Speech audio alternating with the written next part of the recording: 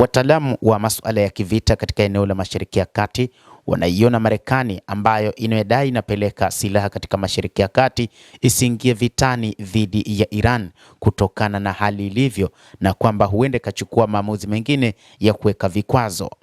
Maoni ya wataalamu hao yanakuja baada ya rais wa Marekani Donald Trump kuthibitisha wiki iliyopita kwamba Marekani ilikuwa na meli nyingi zinazoelekea Iran, lakini Trump anatumai Marekani haitalazimika kuzitumia. Hata hivyo, hii ndio ambayo inafanya wataalamu wa mambo katika eneo hilo la Mashariki ya Kati kusema kwamba huenda Marekani isiamue kuingia vitani moja kwa moja, lakini ikatumia njia nyingine ya vikwazo vikali zaidi dhidi ya Iran. Trump alisema tuna silaha inayowaongoza, wanajua tunachotaka. Trump alisema kabla ya kuondoka kwenye kongamano la kiuchumi la dunia huko Davos nchini Uswisi. Hata hivyo, wataalamu hao wanaiona Marekani ambayo wakati huu inaitazama Iran kwa jicho lingine, kwamba si Iran ile iliyopigana vita vya siku 12 ambayo viongozi wake waliuawa. Iran ambayo viongozi wake wa kijeshi waliuawa haikupoa, bali iliendeleza mashambulizi na kupambana vilivyo na kushambulia kambi mojawapo, kambi kubwa ya kijeshi ya Marekani ya Al Udeid huko Qatar. Hii ni moja kati ya hofu ambayo wakati huu Marekani inaiangazia, kwamba huenda Iran ikafanya mashambulizi katika ardhi ya Marekani.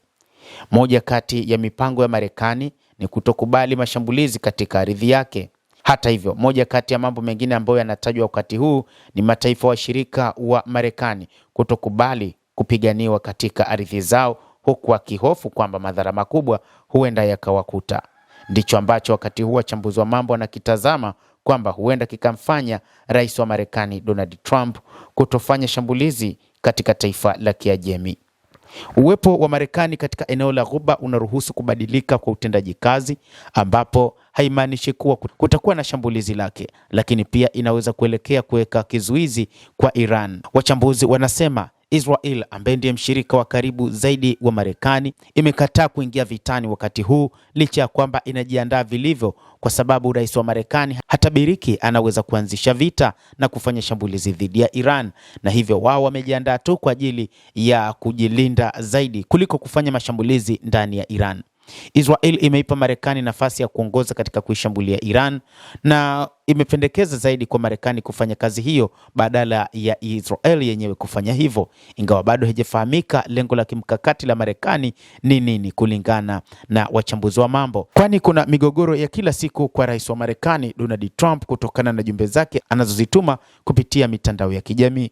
Mnamo Jumapili, mshauri wa zamani wa usalama wa taifa Dr. Eyal Hulata kutoka nchini Israel aliunga mkono maoni hayo, akieleza kwamba licha ya kuongezeka kwa hivi karibuni kwa vikosi vya Amerika katika eneo hilo, hali ya sasa haielekezi kwa vita vikubwa vinavyokaribia.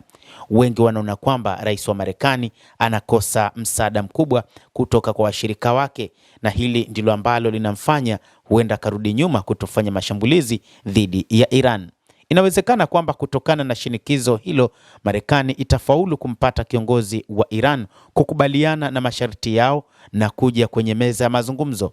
Hulata alisema, akiamini kwamba Trump havutiwi na shambulizi pana zaidi dhidi ya Iran kutokana na namna washirika wake wanavyomjibu.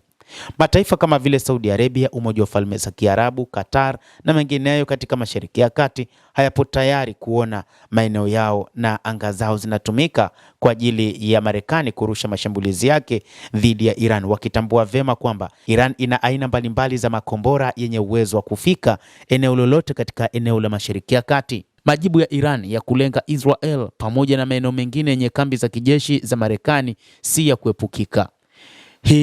Wakati huo huo, wachambuzi wengine wanasema kwamba wanaamini jibu la Iran linalolenga Israel pamoja na maeneo mengine yenye ngome za kijeshi za Marekani haliwezi kuepukika iwapo Marekani itashambulia utawala huo.